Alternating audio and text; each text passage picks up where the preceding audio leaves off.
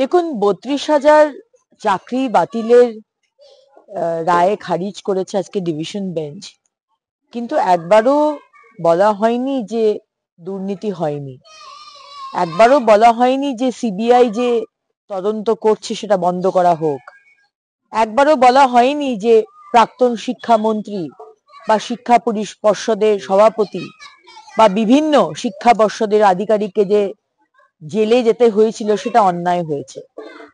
আজকে আদালতের যে নোট সেটা হচ্ছে যে 9 বছর যারা চাকরি করেছে তাদের চাকরি যদি হঠাৎ করে এখন চলে যায় তাহলে বিরূপ প্রতিক্রিয়া হবে। একটা সামাজিক হিউম্যানিটেরিয়ান গ্রাউন্ড থেকে এই রায় দেওয়া হয়েছে, কিন্তু একবারও বলা হয়নি যে আজকে তৃণমূল সরকারের আন্ডারে যে ৩২,০০০ চাকরি খারিজ করা হয়েছিল বা বাতিল করা হয়েছিল সেই রায়টা ভুল ছিল, দুর্নীতি হয়নি, এটা কিন্তু একবারও বলা হয়নি। আজকে 26,০০০ যে চাকরি গেল, তাহলে কি আদালত ভুল ডিসিশন দিয়েছে? সেখানেও তো 2016-তে এতদিন ধরে যারা চাকরি করছিল, 16 থেকে এতদিন ধরে যারা চাকরি করেছে তাদের চাকরি চলে গেল। তার মানে কি এটা আমরা বলবো যে আদালতের ডিসিশনটা ভুল ছিল? তা কিন্তু একবারও নয়।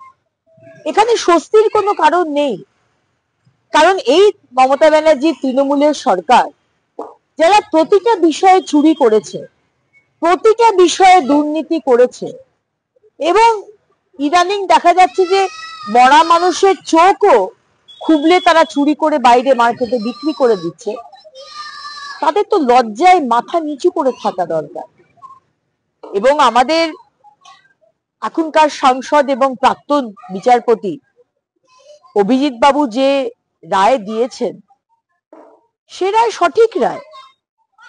তৃণমূলের সংস্কৃতি আলাদা, কারণ যখনই তৃণমূলের ক্ষেত্রে তৃণমূলের ফরে কোনো রায় হয়নি বা তৃণমূলের হয়ে যদি কোনো রায় হয়ে থাকে যেটাতে তৃণমূলে কিছুটা সুবিধা হয়, সেখানে দেখা যাচ্ছে যে পুরো রাজ্য যেখানে জর্জরিত, চুরি, বিভিন্ন রকমের চুরি, এবং আমাদের সাধারণ মানুষের ট্যাক্সের টাকায় নামি নামি আইনজীবীকে ভাড়া করে মমতা ব্যানার্জি এবং তার সরকার বেশি সময়টা কাটান আদালতে।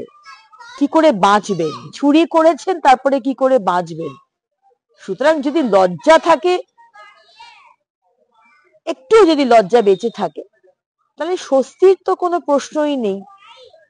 চোখে চোখ রেখে কিভাবে বাংলার মানুষের দিকে তাকিয়ে কথা বলবেন, সেটাই আমার কাছে বড় প্রশ্ন।